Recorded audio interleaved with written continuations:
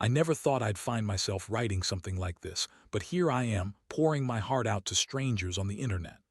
The last few months of my life have felt like a whirlwind, and I need to share my story. It involves betrayal, a lot of emotional turmoil, and a hefty dose of reality check.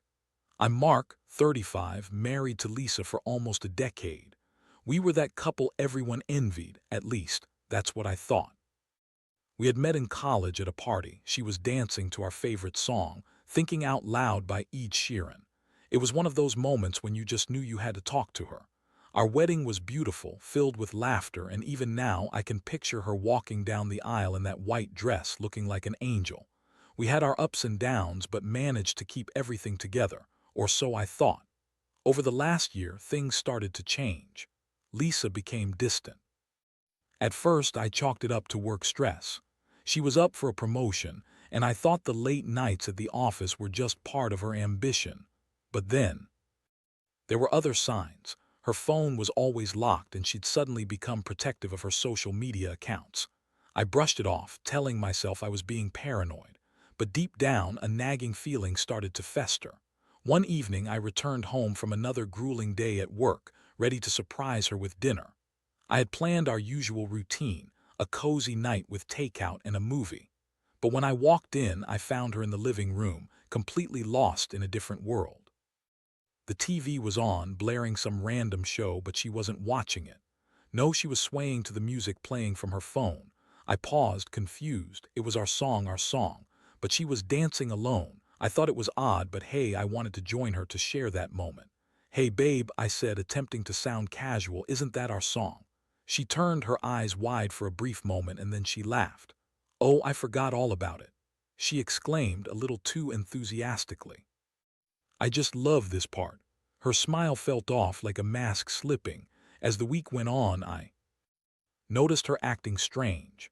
She was frequently late, and when I asked about her schedule, she'd brush me off with vague responses. I decided to do some digging. That's when I found the texts. It all started with a gut feeling that pushed me to look through her phone when she left it on the dining table. I thought I was just going to find a harmless group chat, but what I uncovered was a trail of messages from someone named Jake. My heart sank as I read through them. Flirty banter, inside jokes, and then it hit me. They were making plans to meet. Suddenly, I felt sick.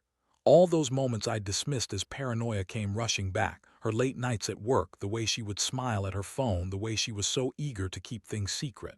It all made sense now, and the weight of it crushed me. I spent the night packing the floor, my heart racing and my mind swirling with questions. Who was Jake? How long had this been going on? How could she betray me like this? When Lisa came home that night, I was ready to confront her. This was no longer just about accusations, it was about truth, my truth. I needed to know if my gut feelings were correct. But she walked in with a carefree attitude, oblivious to the storm brewing inside me. Hey honey, you wouldn't believe the day I had, she chirped, setting her bag down. I didn't respond. Instead, I took a deep breath and plunged into the confrontation. We need to talk, I said, my voice steady despite the chaos inside. She looked up at me, her smile fading. What's wrong? I found messages on your phone between you and Jake. The color drained from her face. Mark, wait, it's not what you think. Her reaction told me everything I needed to know. I felt my heart shatter as she scrambled to form excuses, but I wasn't interested in her lies anymore. I wanted the truth. I demanded it. I'll never forget the look in her eyes as she tried to talk her way out of it. Though she spewed a stream of half-hearted explanations, I could see right through her. The anger, the betrayal, the disbelief. It all bubbled to the surface as I watched the woman I loved dig herself deeper into a hole of deceit. This was the moment when everything shifted, and I was suddenly faced with a choice: how to respond to the woman I thought I knew.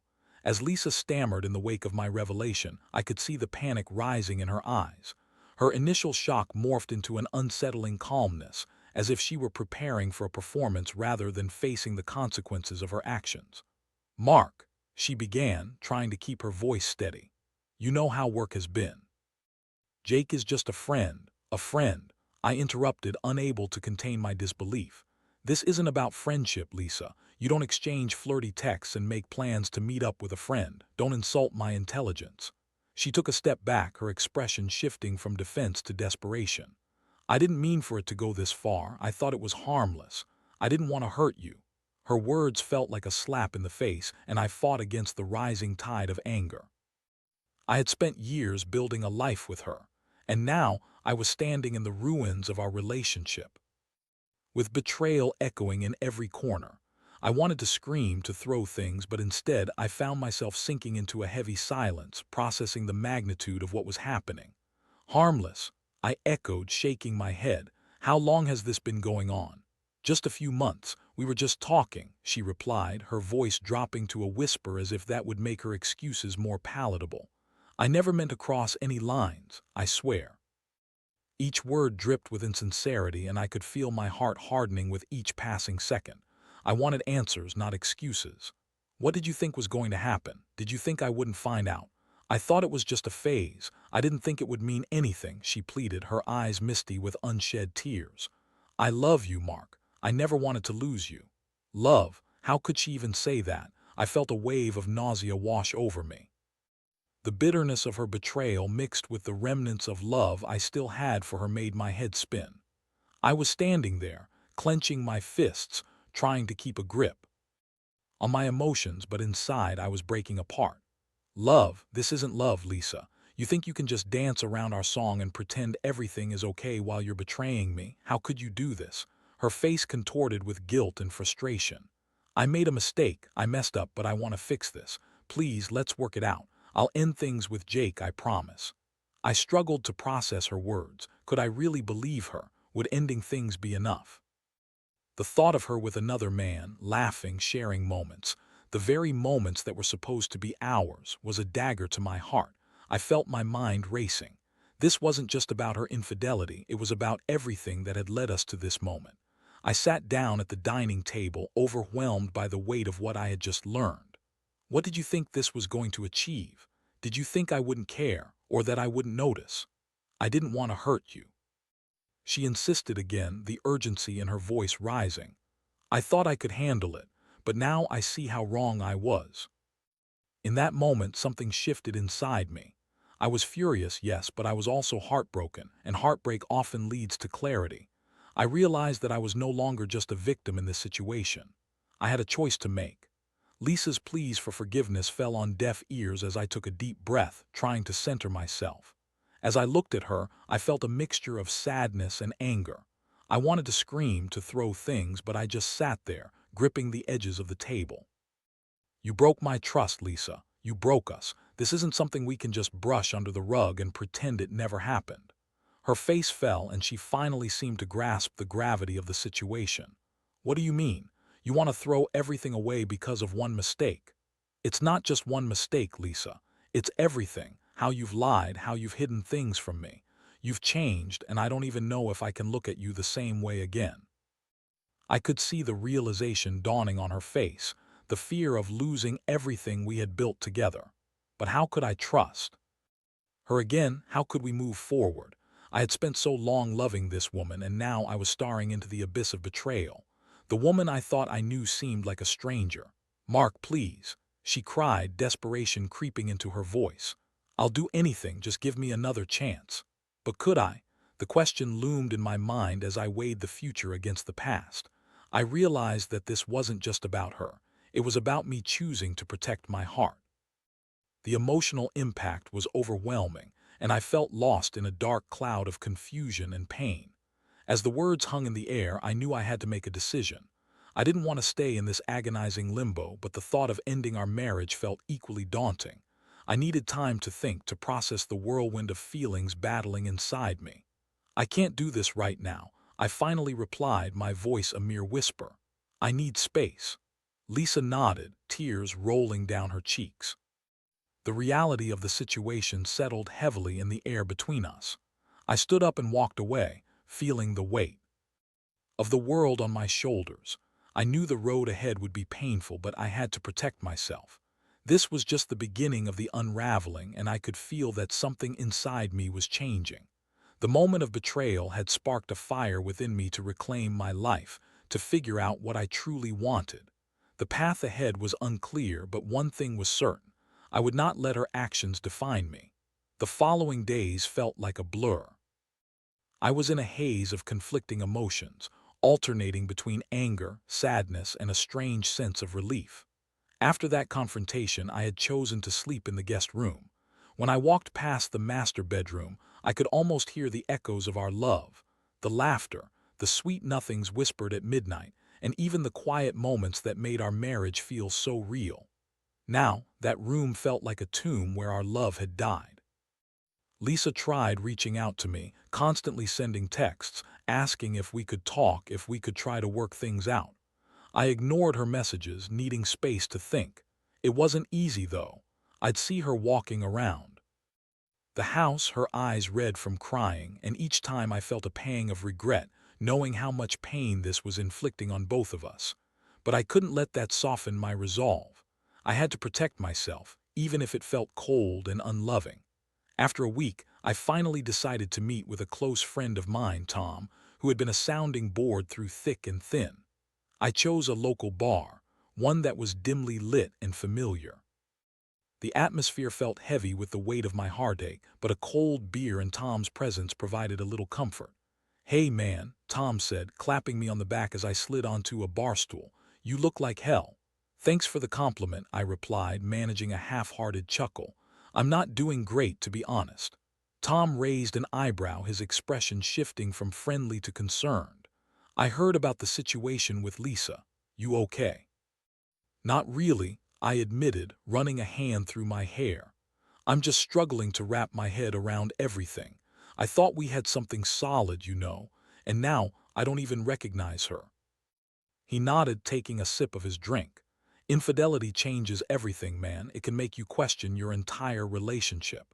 "Exactly. It's like I'm seeing a stranger in the woman I married. She's remorseful, but can I ever trust her again? How do I even begin to process this?" Tom leaned in, his voice low. "What do you want? Do you see a path forward for you both, or do you think it's time to move on?"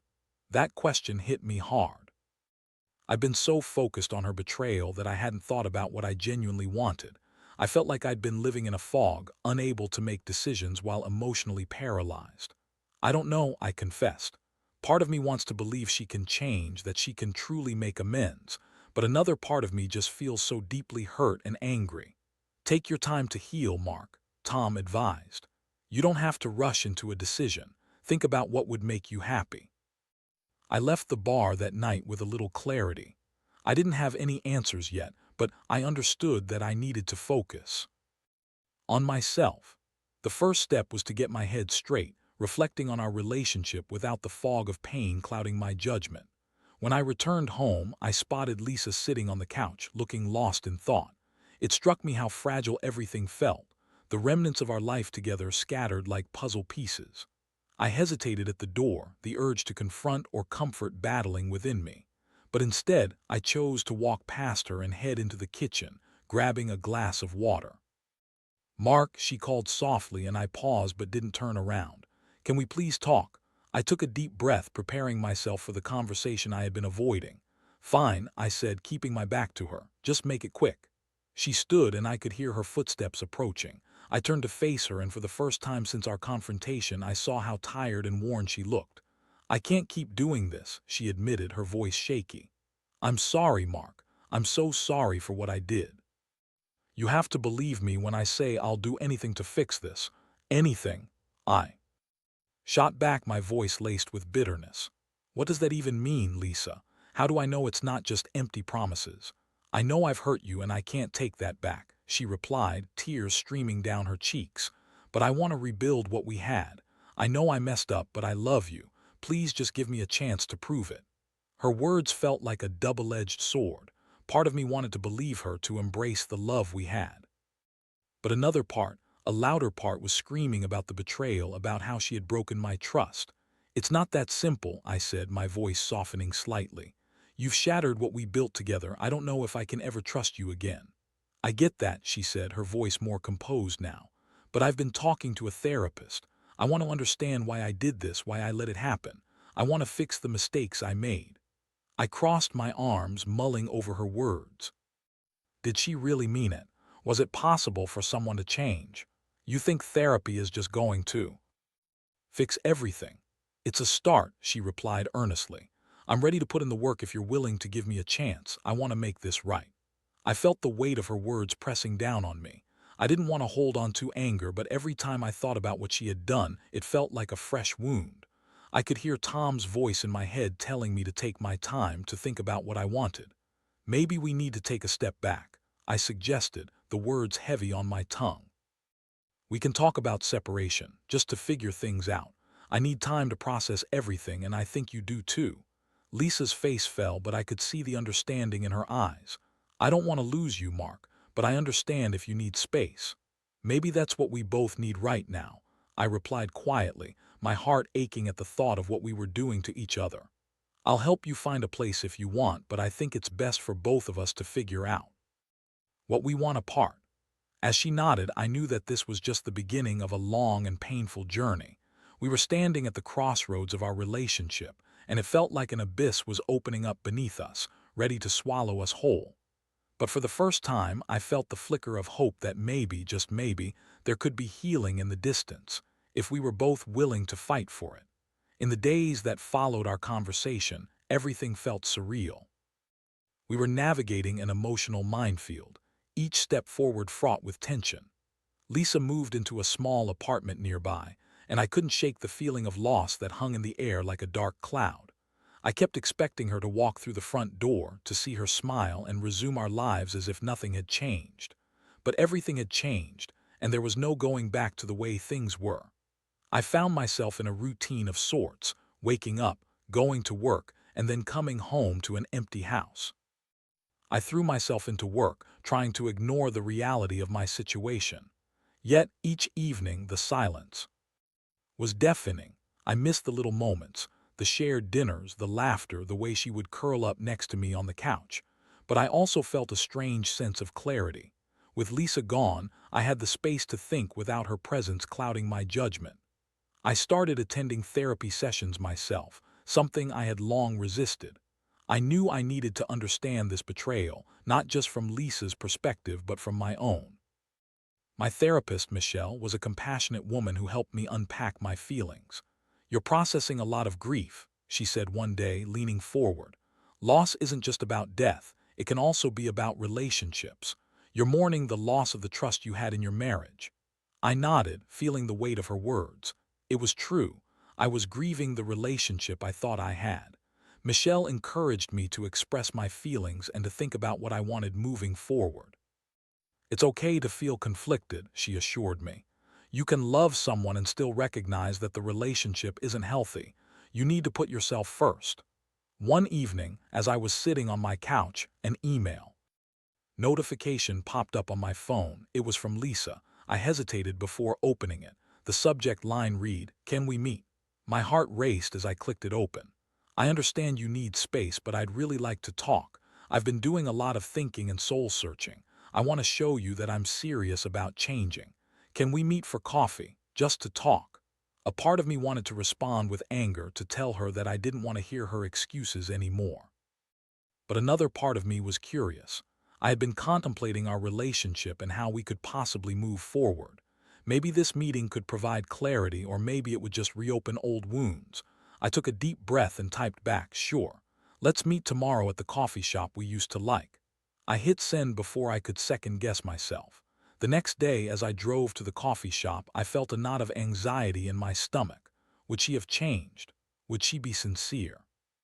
I was overwhelmed with questions, but I knew I had to go through with it. This meeting could be pivotal for both of us. When I walked into the coffee shop, I spotted Lisa sitting at a corner table, nervously fiddling with her hands.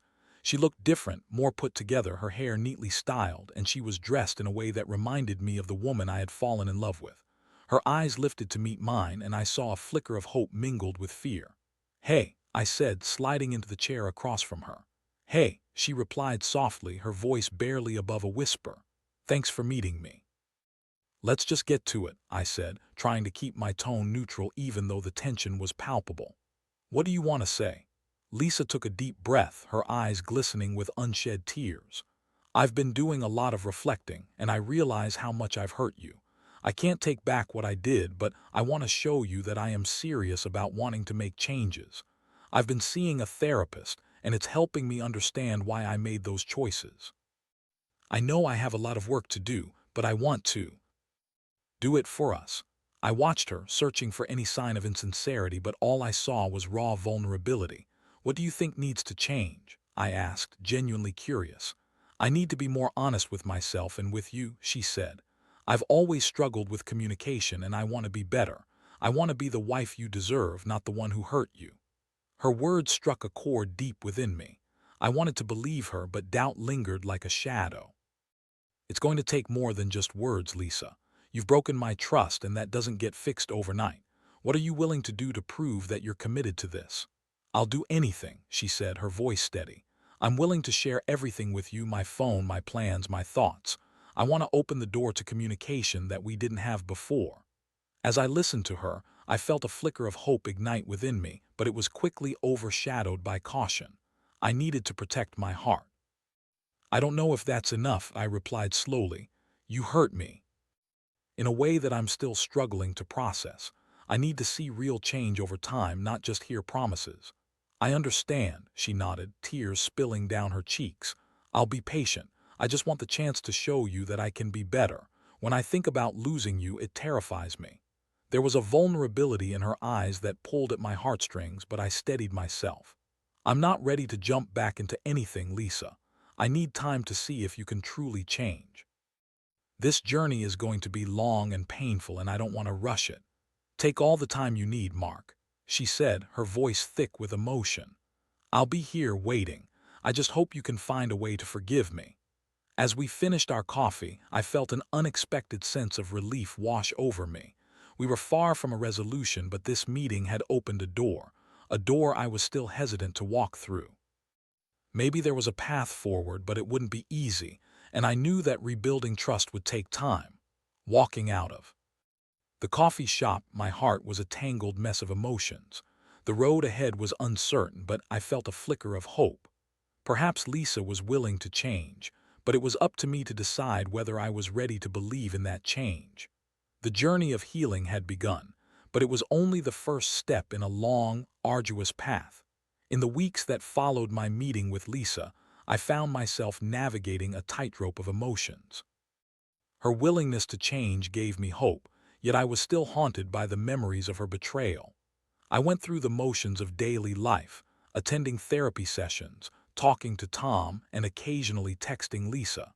She was persistent, always reaching out to check in and remind me of her commitment to working on herself. Each time I received a message from her, I felt a mixture of warmth and wariness. I wanted to believe in her sincerity, but the scars from her betrayal were fresh, and trust wouldn't be easily rebuilt. I often found myself lying awake at night, replaying everything that had happened, questioning whether I could truly forgive her. One evening, after a particularly long day at work, I decided to take a stroll through the park to clear my mind. The air was crisp, and the sun was setting, casting a warm glow over the trees. As I walked, I reflected on our relationship and the journey ahead. I pictured Lisa sitting across from me, her eyes filled with remorse and hope. Could I find it in myself to forgive her? My phone buzzed in my pocket, pulling me from my thoughts. It was a text from Lisa. "Can we meet again? I have something important to share." My heart raced, a sense of dread washing over me. What could she possibly want to discuss now? I hesitated, contemplating whether to respond. I eventually typed back, "Sure, let's meet at the coffee shop tomorrow." The next day, as I walked into the shop, I felt a mix of anticipation and anxiety. Lisa was already seated, her hands trembling slightly as she fidgeted with her phone. When our eyes met, I could see the nervous energy radiating from her. "Thanks for coming," she said, her voice shaky. "Of course, what's going on?" I prompted, trying to keep my tone neutral. "I've been thinking a lot about everything," she began, her eyes darting around the room. "And I realized that I need to show you I'm serious about working on our relationship. I've taken steps to end things with Jake." My heart sank at the mention of his name, but I steeled myself. "What do you mean, you ended things?" I told him that it was over. "I can't keep lying to you or myself. I need to focus on being a better person, and if you'll let me, a better partner to you," she explained, her voice earnest. I studied her, searching for any signs of insincerity. How do I know this isn't just another empty promise? I know I don't have the right to ask for your trust back immediately, but I want to be transparent, she continued, her eyes pleading. I'm ready to share everything with you. I want to prove that I can be the wife you deserve. You've already blown my trust, Lisa. I can't just forget that, I replied, trying to keep my emotions in check. This is going to take time. I understand, she said, tears brimming in her eyes, but I'm committed to doing whatever it takes to earn your trust back. I've even canceled my social media accounts. There are no more distractions. I want to focus on us. Her words struck me. Canceling her social media accounts was a significant gesture, one I hadn't expected. It signified an effort to eliminate temptation and prioritize our relationship. But could it really mean that she was serious about changing? I appreciate that, I admitted. But you need to understand that this isn't just about you making changes. I need to see that you're genuinely invested in this process. I need to see actions, not just words. Agreed. I'm ready to put in the work. I've even started reading books on relationships to educate myself, she said, her eyes lighting up with determination. The sincerity in her voice, combined with her willingness to take action, sparked a small flicker of hope within me. But just as quickly, the memories of her betrayal surged back. Could I really open myself up to the possibility of reconciliation? Let's take it slow, okay? I replied cautiously. I'm not saying we can't try to work through this, but I need time. I'm still processing everything. Of course, she nodded, her expression shifting from hopeful to understanding. I'll respect your pace. I just hope we can find our way back to each other. The conversation felt like a pivotal moment. We both understood that rebuilding trust would be a long and complicated process.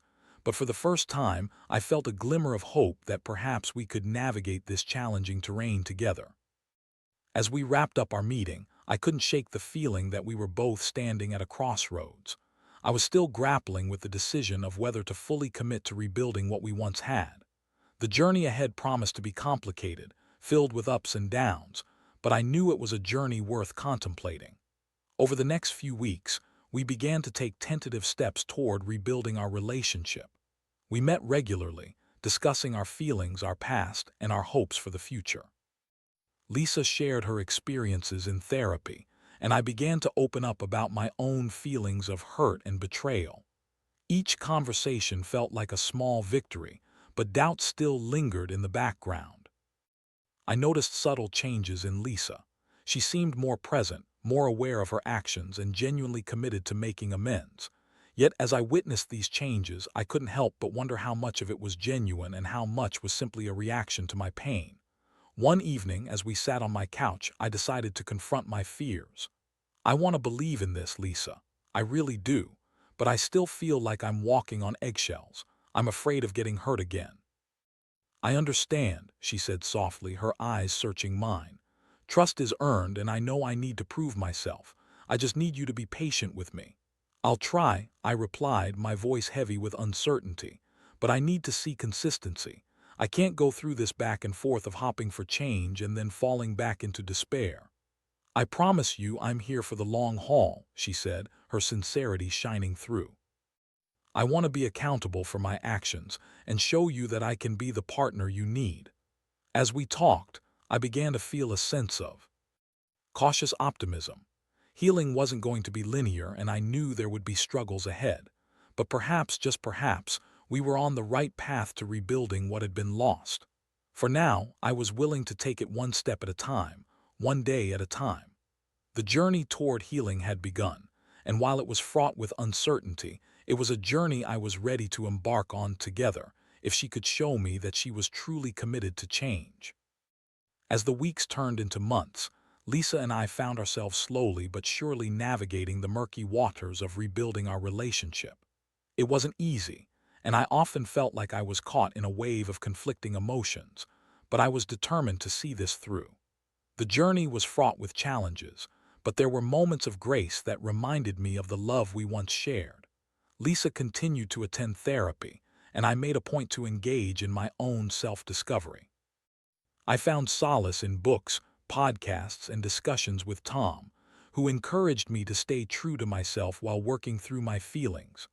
I learned about my own triggers, my fears, and my emotional responses to betrayal. Each session was a step toward healing, not just for our marriage, but for myself. There were nights when I would lie awake, staring at the ceiling, still haunted by the memories of her betrayal. But every time I thought about giving up, Lisa would reach out, showing me her commitment through small, meaningful actions. She would text me throughout the day to check in, share her thoughts, and include me in her life in ways she hadn't before. One evening, we went for a walk in the park, the same one where I had processed my feelings after her initial betrayal. The setting sun painted the sky in hues of orange and pink, and as we walked side by side, I felt a sense of peace begin to settle in. "I've been thinking," I said, breaking the comfortable silence, "about trust and how we rebuild it." "I know it's a slow process," Lisa replied, her eyes reflecting the golden light, "but I'm committed to showing you that I can be trustworthy again. I'm ready to put in the work." "I appreciate that," I said, my heart swelling with cautious optimism. "I'm willing to give you the chance to prove it, but I need you to understand how much this means to me. Trust is fragile and it takes time to rebuild what's been broken." "I understand," she said, her voice steady, "and I don't want to pressure you. I want this to be a mutual journey." As we continued walking, I felt a growing sense of hope. It wasn't just about her making changes, it was about us both learning and growing together. We took turns sharing our thoughts, fears, and dreams for the future. I began to see the glimmers of the woman I once loved, her laughter, her joy, her kind heart. There were still moments of doubt. Occasionally, I would catch myself second-guessing her intentions or imagining scenarios where she might hurt me again. Each time, I reminded myself to communicate openly, to share my feelings instead of bottling them up. Lisa was receptive, eager to hear my concerns and reassure me. One evening, after a particularly deep conversation about our future, I took a leap of faith.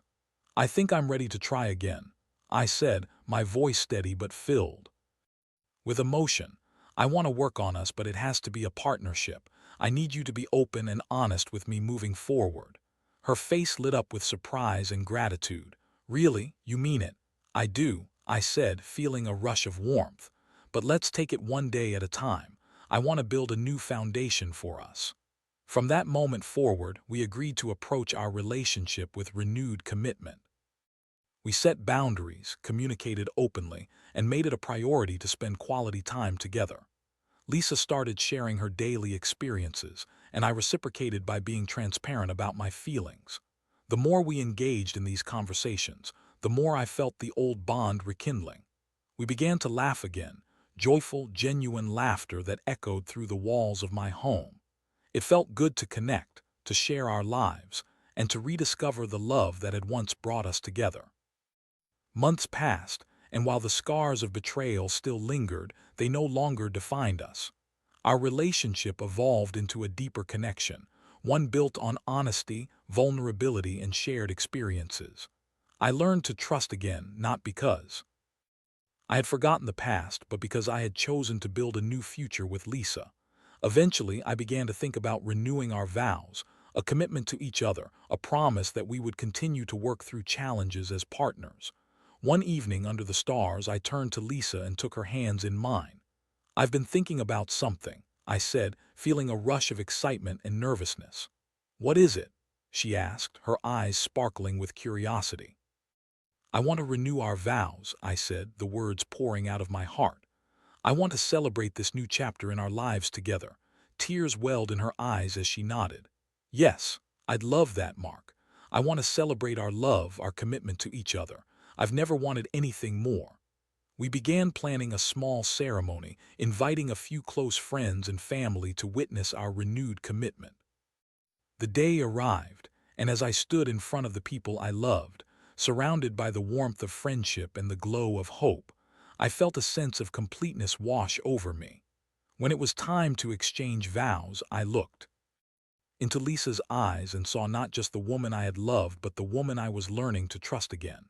"I promise to stand by you, to support you, and to choose you every day. I promise to communicate openly and to nurture our love," I said, my voice steady and filled with emotion. "Mark, I promise to be honest and open with you," Lisa replied, tears streaming down her face. "I promise to work on myself for us and to love you fiercely. I choose you today and always." As we sealed our vows with a kiss, I felt a weight lift off my shoulders. The journey had been long and painful, but it had led us here, to a place of healing, growth, and renewed love. In the months that followed, we continued to navigate life together, reminded of our past but focused on our future. I learned that love is not just about perfection. It's about resilience, forgiveness, and the willingness to grow together. As I reflect on our journey, I realize that while betrayal can shatter trust, love has the power to rebuild it stronger than before. We were on a path toward healing, hand in hand, ready to face whatever challenges life threw our way. And though we would always carry the scars of our past, those scars became a testament to our strength, our commitment, and our unyielding love for each other.